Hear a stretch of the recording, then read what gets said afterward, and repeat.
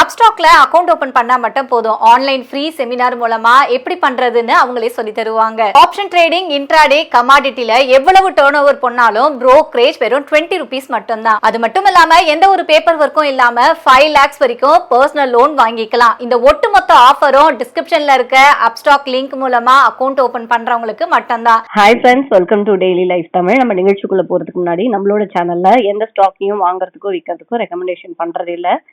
நீங்க எப்பவுமே ஒரு பங்கை முதலீடு பண்றதுக்கு முன்னாடி உங்களோட செபி ரிஜிஸ்டர் அட்வைசர் கிட்ட கேட்டுட்டு முதலீடு பண்ணுங்க. இப்ப நம்ம ப்ரோக்ராம்குள்ள போகலாம். அருள்ராஜன் சார் இருக்காங்க. இன்னைக்கு நம்ம சண்டே, போன வாரம் ஃபுல்லா மார்க்கெட்ல என்ன நடந்தது அப்படின்றத பேசலாம். வணக்கம் சார். வணக்கம் சார். இப்போ நல்ல பாசிட்டிவா 25 மேல போன மார்க்கெட் லாஸ்ட் ஃப்ரைடே பாத்தீங்க அப்படின்னா அப்படியே ஒரு 220 மேல இறங்கிருச்சு. எல்லாமே நல்லா தானே சார் இந்தியாவுக்கு சாதகமா இருந்தது. அப்ப திடீர்னு இவ்வளோ இறக்கம் அப்புறம் எதனால வந்துச்சு சார்? எல்லாம் 25 தாண்டி இதுக்கப்புறம் கொஞ்சம் நல்லா சுமூகமா போகும் அப்படின்னு நினைக்கும் பொழுது அந்த ஒரு இறக்கம். ஓகே. ஸோ பொதுவாகவே சந்தை அப்படின்றது இந்த ஏற்ற இறக்கங்களை தொடர்ந்து உள்ளடக்கியதான் இருக்கும் அப்படின்னு நம்ம பார்க்குறோம். ஸோ இந்திய சந்தையை பொறுத்த வரைக்கும் அப்படின்னு பார்க்கும்போது ஒரு பலமான ஒரு இறக்கம் அப்படின்றத நம்ம ஏறக்குறைய அதனுடைய ஏற்றத்தை கணக்கில் எடுத்தோம் அப்படின்னு சொன்னா கிட்டத்தட்ட அது 6 நாட்களா தொடர்ந்து ஏறினதை நம்ம பார்த்தோம். 6-7 நாளா தொடர்ந்து ஏறிச்சு. ஸோ அந்த ஏற்றம் எங்க போய் தடுக்கப்பட்டது அப்படின்னு பார்த்தீங்கன்னா அந்த 25,200 கிட்ட நம்ம ஏற்கனவே சொல்லியிருந்தோம். 25,200 250 முக்கியமான தடைநிலை அப்படின்னு நம்ம சொல்லியிருந்தோம். அந்த தடைநிலைக்கு தான் போச்சு. அதனால ஒரு டிராவல் நடந்திருக்கு, இந்த திருப்பம் அப்படின்றது நடந்திருக்கு. இப்ப டெக்னிக்கலி ப்ராஃபிட் புக்கிங் நடக்கிறதாவும் நம்ம பார்க்குறோம். ஸோ அதே நேரம் இந்த இடத்துல எஃப்ஐஐஸ்ன்னு சொல்லக்கூடிய அந்நிய நிதி நிறுவனங்கள் தொடர்ந்து விற்பவர்களாகத்தான் இருக்கிறாங்கன்றதே நம்ம பார்க்குறோம். ஸோ அந்நிய நிதி நிறுவனங்களுடைய ஆக்ஷன் அப்படின்றது ரொம்ப ரொம்ப இம்பார்ட்டன்ட் இல்லையா? ஸோ அதனால இந்த ஏற்றம் எதனால நிகழ்ந்ததுன்னு சில வார்த்தைகளை சொல்லும்போது நம்ம முக்கியமான சில விஷயங்கள் குளோபலாகவும் சொன்னோம். ரஷ்யா, அமெரிக்கா, அலாஸ்கால மீட் பண்ணது, அதுக்கப்புறம் ஃபர்தரா யுக்ரைன் ரஷ்யா வாருக்கு சம்பந்தமா அடுத்தடுத்து யூரோப்பியன் உக்ரைன் பிரசிடென்ட், தென் யுஎஸ் பிரசிடென்ட் ட்ரம்ப், இந்த மீட்டிங் எல்லாமே ஏதோ ஒரு வகையில ஏதாவது போர் நிறுத்தத்துக்கு வழி வகுக்குமா அப்படின்னு ஒரு எதிர்பார்ப்பு இருப்பதை நம்ம பார்க்குறோம். அதே மாதிரி குளோபல்ல பார்க்கும்போது முக்கியமான ஒரு விஷயம் நம்மளுடைய ஜிஎஸ்டி ரேஷனலைசேஷன் சொல்லக்கூடிய வகையில 2 அடுக்காக அந்த சேல்ஸ் டேக்ஸை குறைக்கிறது 5-18 அப்படின்னு சொல்லும்போது அது கிட்டத்தட்ட ஒரு மிகப்பெரிய பாசிட்டிவ் பாயிண்ட் ஆகவும், வரக்கூடிய நாட்கள்ல அது எல்லா செக்டாரையும் கணக்கில் எடுத்து சொல்லும்போது சுமார் 2.5 லட்சம் கோடி அளவுக்கு டிமாண்ட் கிரியேட் ஆகும் எதிர்பார்க்கப்பட்டது. அதன் அடிப்படையில் ஏற்றதை பார்த்துக்கலாம். பட் இந்த ஏற்றம் அப்படின்றது நல்லபடியா நடந்தாலும் கூட ஸோ எஃப்ஐஸனுடைய தொடர் தொடர்ந்து விற்பனை என்பது அந்த சந்தையில இப்ப இறக்கத்தை நம்ம கொண்டு வரதா நம்ம பார்க்குறோம். குளோபல் மார்க்கெட்ல அப்படின்னு நீங்க பார்க்கும்போது கூட ஏறக்குறைய குளோபல் மார்க்கெட்ல நம்ம குறிப்பா அமெரிக்க சந்தையை பத்தி தான் பேச வேண்டியிருக்கு. ஸோ அமெரிக்க சந்தை அப்படின்றதும் அதனுடைய உச்சத்துல போய் கொஞ்சம் தடுமாற ஆரம்பிச்சது வியாழக்கிழமைய எடுத்தீங்க அப்படின்னு சொன்னா. ஆனா அதே சமயம் அடுத்த நாள், அதாவது வெள்ளி அன்று அப்படின்னு பாத்தீங்கன்னா மிகப்பெரிய ஏற்றம் அப்படின்னா 1.89% ஏற்றத்தை அடைந்திருக்கிறது. இப்போ இந்திய சந்தையை பொறுத்த வரைக்கும் ப்ராஃபிட் புக்கிங் இறங்குது அப்படின்றத ஒரு கன்க்ளூஷனா எடுத்துக்கிறோம். ஸோ அதே சமயம் வெள்ளிக்கிழமை நம்ம மார்க்கெட் முடிஞ்ச பிறகு உலக சந்தையில் நடந்த நிகழ்வுகள் அப்படின்னு பார்க்கும்போது அமெரிக்க சந்தை டவ் ஜோன்ஸ் 1.8% மேல 9% கூட சொல்லலாம். S&P 500 1.5%, அதே மாதிரி நாஸ்டாக்கும் 1.9%. இந்த மாதிரி ஒரு பலத்த ஒரு ஏற்றத்தை கொடுத்ததுக்கான காரணம் அப்படின்னு சொல்லும்போது அமெரிக்காவுடைய ஃபெட் ரிசர்வ் தலைவர் ஜெரோம் போவெல் அவர்கள் கொடுத்த ஒரு ஸ்டேட்மெண்ட் தான். அவர் ஷார்ட்லி இன்ட்ரெஸ்ட் ரேட்டை குறைப்பதற்கான வாய்ப்பு இருக்கு அப்படின்னு அவர் ஒரு தகவலை சொன்னதுதான் உடனே என்ன ஆயிடுச்சு, கடன்னு எல்லா இண்டஸ்ட்ரீஸும் ஏற ஆரம்பிச்சிச்சு. குறிப்பாக நம்ம டவ் ஜோன்ஸ் சொல்றதா இருந்தா அது என்ன பண்ணிடுச்சு, ஹிஸ்டாரிக்கல் ஹை அப்படின்னு சொல்லக்கூடிய வகையில அது வரலாற்று சிறப்பு மிக்க ஒரு உச்சத்தை தொட்டிருக்கிறத நம்ம பார்க்கிறோம். ஸோ ஒருவேளை இன்னும் பாசிட்டிவான நியூஸ் தொடர்ந்தால் இந்த டெக்னிக்கலி பார்க்கும்போது டவ் ஜோன்ஸ் இன்னும் தொடர்ந்து வலிமையான ஏற்றத்திற்கு உள்ளாகலாம் அப்படின்றத நம்ம பார்க்கிறோம். ஸோ இந்த வலிமையான ஏற்றம் என்பது ஒருவேளை இந்திய சந்தையிலிருந்து பணம் எஃப்ஐஸ் தொடர்ந்து எடுப்பதை துரிதப்படுத்தலாமோ அப்படின்னு கூட நம்ம இன்னொரு பக்கம் இந்தியா கொஞ்சம் நெகட்டிவா கூட யோசிக்கலாம். ஆனா ஒட்டுமொத்த உலக பொருளாதாரத்துக்கு ஃபெட் ரிசர்வ் அனௌன்ஸ் பண்ணிருக்கிற அந்த இன்ட்ரெஸ்ட் ரேட் கட் அப்படின்றது கண்டிப்பா, அதாவது அவங்க பண்றதுக்கான வாய்ப்பு இருக்குன்னு சொன்னதுன்றது ஒட்டுமொத்த உலக பொருளாதாரத்துக்கு நல்லது அப்படின்றதையும் ஒரு கூடுதல் தகவலா நம்ம சொல்றோம். ஆக இப்போதைக்கு அப்படின்னு பாத்தீங்கன்னாக்கா முக்கியமான தகவலா நம்ம சொல்றது, இந்தியாவில் இப்போ ப்ராஃபிட் புக்கிங் ஆரம்பிச்சாச்சு கடந்த ஒரு 6 நாட்கள் தொடர் ஏற்றத்திற்கு பிறகு. ஆனா மண்டே அன்னைக்கு ஒரு ரிவர்சல் வர்றதுக்கான வாய்ப்பும் உண்டு. ஏன் அப்படின்னு சொல்லும்போது, நமக்கு வெள்ளிக்கிழமை முடிஞ்ச கிஃப்ட் நிஃப்டி அப்படின்னு சொல்லக்கூடிய இந்தியாவினுடைய நிஃப்டி உலக சந்தையில டாலர்ல வியாபாரம் ஆகுது இல்லையா, ஸோ அந்த கிஃப்ட் நிஃப்டி அப்படின்றது பாசிட்டிவா முடிஞ்சிருக்கிறத பாக்குறோம். கிட்டத்தட்ட 100 புள்ளிகள் என்ற அளவுக்கு அது உயர்ந்து முடிஞ்சிருக்கிறது. அதனால கிஃப்ட் நிஃப்டினுடைய இந்த ஒரு ரிவர்சல் பெரிய அளவுல ரிவர்சல் அப்படின்னு நம்ம சொல்ல முடியாது. ஆனா கொஞ்சம் கீழே டிப்ல இருந்து இருக்கு. அமெரிக்க சந்தையெல்லாம் புதிய உச்சத்தை தொட்டது. ஆனா கிஃப்ட் நிஃப்டி கொஞ்சம் தான் ரெக்கவரியா இருக்கு. ஆனா இந்த ரெக்கவரி தாக்கு பிடிக்குமா அப்படின்றத நம்ம மண்டே தான் பார்க்கணும். அதனால நிஃப்டியில சொல்றதா இருந்தா கவனமா இருக்கணும் தான். இப்போதைக்கு அது ஒரு குட்டி ரிவர்சல் வர்றதுக்கான வாய்ப்பு இருக்கு. அதாவது 24,800 மிக முக்கியமான ஆதரவா பார்க்கிறோம். ஸோ இந்த 24,800 ஒரு வேளை உடைத்தால் அது என்ன ஆகலாம், மடமடன் கீழே முதல் கட்டமாக 24,600 வரலாம். அது மிக முக்கியமான ஆதரவு நிலை. ஒருவேளை அது உடைக்கப்பட்டால் சந்தையானது டவுன் ட்ரெண்ட் இறங்கு முகமாக மாறுவதற்கான வாய்ப்பு இருக்கு. மேல இன்னமும் வலிமையா தடுக்கக்கூடிய இடமா இது இருக்கு. 25,250 மேல தடுப்பு, 24,800 கீழே ஆதரவு. Okay sir.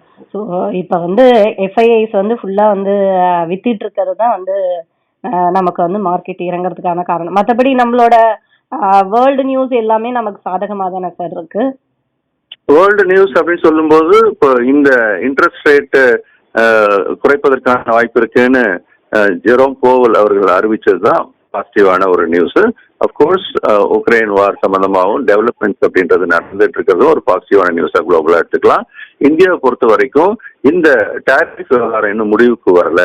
அது பிரச்சனையா தான் இருக்குது. அமெரிக்காவினுடைய அந்த டேரிஃப் விவகாரம் பிரச்சனையா தான் இருக்கு. அதனால இந்தியாவினுடைய ஏற்றுமதி பாதிக்கப்படுவதற்கான வாய்ப்பு இருக்கு. ஆனாலும் காம்பன்சேட் பண்ற மாதிரி இந்த ஜிஎஸ்டி ரேஷனலைசேஷன் அனௌன்ஸ்மெண்ட் என்ன பண்ணுது, அதனால வரக்கூடிய ஜிடிபி வளர்ச்சி அப்படின்றத கண்டிப்பா என்ன பண்ணும், காம்பன்சேட் பண்ணும். ஏன்னா 0.2%, அதாவது அந்த இப்ப இருக்கிற ஜிடிபியில 0.2 to 0.3% அந்த ஏற்றுமதியினால பாதிப்பு வரலாமோ அப்படின்னு ஒரு கணிப்பு இருந்தது. அதே சமயம் இப்ப நம்ம பேசிட்டு இருக்கிறப்போ ஜிடிபியுடைய வளர்ச்சி அப்படின்றது 6.5 6.7%, 8% அப்படின்ற அளவுக்கு ஏற்றுவதற்கான வாய்ப்பு இருக்கதா பார்க்கப்படுது. அதனால இதுல வரக்கூடிய இழப்பு இந்த ஜிஎஸ்டி ரேஷனலைசேஷன் மூலமாக ஈடுகட்டப்படுவதனால டொமஸ்டிக்கலி இறக்கங்கள் எல்லாம் வாங்குவதற்கு வாய்ப்பாகவே பார்க்க வேண்டும். Okay sir. ஸோ இப்போ செக்டார்ஸ் எல்லாம் எப்படி இருக்கு சார்? இந்த ஒரு சின்ன இறக்கம் அப்படின்றது எதையும் பாதிக்கல இல்லையா? ஆஸ் யூஷுவல் எல்லாம் பெர்ஃபார்மன்ஸ் பண்ணிட்டு இருக்கா, இல்ல செக்டார்ஸ் எல்லாம் ஏதாவது டவுன் ஆயிருக்கா, எப்படி இருக்கு சார்? செக்டார் அப்படின்னு நீங்க சொல்லும் போது கண்டிப்பா மார்க்கெட் இறங்குது அப்படின்னா அதனுடைய கான்ட்ரிபியூஷன் எல்லா செக்டார்லயும் இருக்கதான் செய்யும். ஏன்னா கணிசமான அளவு இறக்கம் நடந்திருக்கிறதுனால அது செக்டாரும் அதுக்கு ரெப்ரசென்ட் பண்ணும் அப்படின்றத நம்ம கணக்குல எடுத்துக்கணும். அந்த வகையில நேற்றுக்கு வெள்ளிக்கிழமை முடிஞ்ச இறக்கங்கள் அப்படின்னு பாத்தீங்கன்னா எல்லா செக்டாரும் இறங்கிதான் முடிஞ்சிருக்கு, எக்ஸப்ட் நிப்டி ஃபார்மா. இது ஒண்ணு மட்டும் தான் கொஞ்சம் தாக்கு பிடிச்சு நின்னதை நம்ம பாக்குறோம். ஸோ மற்றபடி மீதி எல்லா செக்டாருமே கணிசமான அளவு இறங்கி இருக்கிறது. குறிப்பா இதுல ப்ராஃபிட் புக்கிங் நல்லாவே நடந்துட்டு இருக்கிறது நம்ம பாக்குறோம். ஸோ நிப்டி பேங்க் 1% மேலான இறக்கம். Auto actually beneficiary of the இந்த ஜிஎஸ்டி ரேஷனலைசேஷன்ல, அதனாலதான் மடன்னு ஏறிச்சு. இப்போ அதில் கொஞ்சம் ப்ராஃபிட் புக்கிங் நடக்குது. எஃப்எம்சிஜில இன்னும் ஹெவியாவே ப்ராஃபிட் புக்கிங் வர்றதை நம்ம பார்த்துட்டு இருக்கிறோம். 1% மேலான ஒரு இறக்கம். ஐடியில கொஞ்சம் தாக்கு பிடிச்சி ஏறிச்சு, பட் அந்த ஏற்றத்தை இழக்க ஆரம்பிச்சாச்சு.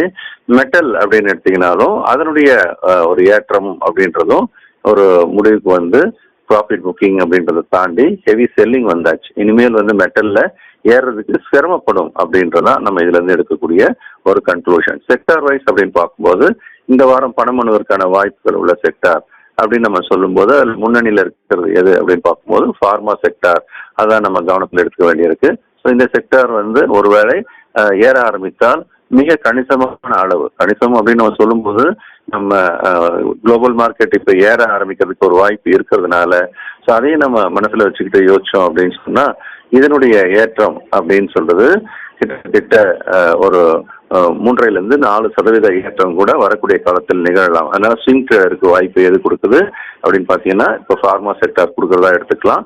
அதே சமயம் ஐடி செக்டர் வந்து விழுந்தாலும் திரும்ப வந்து ரீபவுண்ட் ஆகிறதுக்கான வாய்ப்பு இருக்கிறதா நம்ம பார்க்குறோம். ஏன்னா ஒரு ஸ்ட்ராங்கான ஒரு பாட்டம் ஃபார்மேஷன்ஸ் நடந்திருக்கிறதுனால கொஞ்சம் இறங்குச்சு அப்படின்னா அதில் மீண்டும் பையிங் வரலாம் அப்படின்னு நம்ம பார்க்குறோம். ஸோ ஐடி செக்டார்லேயும் அந்த மாதிரியான ஒரு வாய்ப்பு வரலாம். ஆட்டோ செக்டார் நல்ல ஒரு பெரிய கேப் அப்ல ஏறினதுனால அந்த இறக்கம் வரும்போதெல்லாம் மிஸ் பண்ணவங்களாம் திரும்ப அதில் வாங்குவதற்கான வாய்ப்பு இருக்குன்னு பார்க்குறோம். அதே சமயம் நம்ம மிட் கேப் செக்டார்லாம் எப்படி அப்படின்னு பார்க்கும்போது நிஃப்டி விழுந்த அளவுக்கு வேலை, அதாவது நிஃப்டியோடைய இறக்கத்தை ஒப்பிட்டு பார்க்கும்போது நமக்கு மிட் கேப் வந்து கொஞ்சம் பெட்டராக தான் இருக்கு. அப்போ மிட் கேப்ல இன்னும் கொஞ்சம் இறங்கினாலும் பையிங் வர்றதுக்கான வாய்ப்பு இருக்கு. அதே மாதிரி நம்ம ஸ்மால் கேப் இண்டஸ்ட்ரீஸ் அப்படின்றதையும் நம்ம எடுத்து பார்த்தோம் அப்படின்னு சொன்னா எப்படி மிட் கேப் ஓரளவுக்கு தாக்கு பிடிச்சதோ அதே அளவு ஸ்மால் கேப் இப்போ தாக்கு பிடிச்சி இன்னைக்கு பெரிய வீழ்ச்சி வரல. அதனால ஸ்மால் கேப் மிட் கேப்போட நகர்வுகள் வரக்கூடிய காலத்துல இருக்கலாம் அப்படின்ற ஒரு தகவலை நம்ம எடுத்துக்கலாம். ஸோ ஓவராலா மார்க்கெட்ல ஒரு வீக்னஸ் இருந்தாலும் நமக்கு pharma, IT, mid cap, small cap இதுல வந்து ஓரளவுக்கு நமக்கு ஒரு ஸ்டெடியா தான் இருக்கிறத நம்ம பார்க்குறோம். சில நிறுவனங்கள் அப்படின்னு நம்ம பார்க்கும்போது இதுல வேதாந்தா வந்து ஒரு பெரிய டிவிடெண்ட் அனௌன்ஸ் பண்ணியிருக்காங்க. 16 ரூபா ஒரு ஷேருக்கு அப்படின்ட்டு ஏற்கனவே தெரியும். வேதாந்தா ஹையஸ்ட் டிவிடெண்ட் கொடுக்குற கம்பெனியா இருக்கு. ஆனால் ப்ரொமோட்டர்ஸ் அவங்களுக்கு சாதகமாக அதை பயன்படுத்துறாங்கன்ற ஒரு குற்றச்சாட்டும் கூட உண்டு. விப்ரோ ஒரு அனௌன்ஸ்மெண்ட் பண்ணியிருக்கிறாங்க. ஒரு $375 மில்லியன் ஹார்மன் கனெக்டட் சர்வீசஸ் என்ற ஒரு நிறுவனத்தை அவங்க விலைக்கு வாங்குறாங்க அப்படின்றது. அப்போலோ ஹாஸ்பிட்டல்ல ஒரு 1.2% அளவுக்கு ப்ரொமோட்டர்ஸ் வந்து அந்த பிளாக் டீல்ல கொஞ்சம் வித்திருக்கிறாங்க அப்படின்றதும் ஒரு தகவலா வந்துட்டு இருக்கு. அதே மாதிரி டெக்னிக்கலி அப்படின்னு பார்க்கும்போது கேப்லின் பாயிண்ட் வந்து அந்த ஒரு ஸ்ட்ராங்கான ஒரு பிரேக் அவுட்டை வந்து அந்த ரெசிஸ்டன்ஸ் ஏரியாக்குள்ள கொடுத்துட்டு இருக்கு. அதையும் நம்ம வாட்ச் பண்ண ஆரம்பிக்கலாம். ஸோ நிறுவனம் சார்ந்த சில முக்கியமான தகவல்கள் அப்படின்னு இதையும் நம்ம சொல்லலாம். Okay sir. ஸோ ஓவராலா மார்க்கெட் வந்து எதனால இறங்குச்சு, என்ன செக்டார்ஸ் எப்படி போயிருக்கு அப்படின்னு சொல்லிட்டீங்க சார். நம்மளோட அடுத்த கிளாஸஸ் பத்தி சொல்லுங்க சார். கண்டிப்பா. ஆக்சுவலா பேசிக்ஸ் ஆஃப் ஸ்டாக் மார்க்கெட் அப்படின்ற இந்த ப்ரோக்ராம் வரக்கூடிய 7ஆம் தேதி அன்னைக்கு ஸ்டார்ட் ஆக இருக்குது.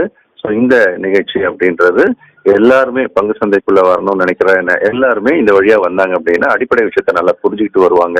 அப்படின்னாலதான் இந்த நிகழ்ச்சி நம்ம வச்சிருக்கிறோம்.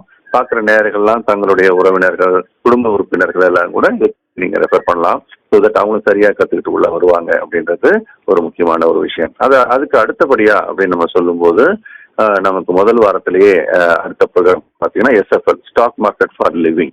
ஸோ இந்த ப்ரோக்ராம் இன்ஸ்டிடியூஷன்ஸ் எப்படி பங்கு சந்தையில வாங்குறாங்க விற்கிறாங்கன்றத மையப்படுத்தி நம்ம வந்து லைவ் மார்க்கெட்லேயே படிப்போம். இது ஒரு மென்டார்ஷிப் ப்ரோக்ராம். மண்டேலேருந்து காலையில் 10 மணிலேருந்து 12 மணிக்கும் லைவ் மார்க்கெட்ல மண்டே டு ஃப்ரைடே 4 வார பயிற்சி வகுப்பு. இது ஒரு இன்வெஸ்டராகவும் ஸ்விங் ட்ரேடராகவும் அதே மாதிரி ஒரு டே ட்ரேடராகவும் கூட எப்படி சக்ஸஸ்ஃபுல்லா நம்ம இருக்கலாம் அப்படின்றத இன்ஸ்டிடியூஷனலோட பிஹேவியரை ஸ்டடி பண்ணி நம்ம ஃபாலோ பண்ண போறோம்.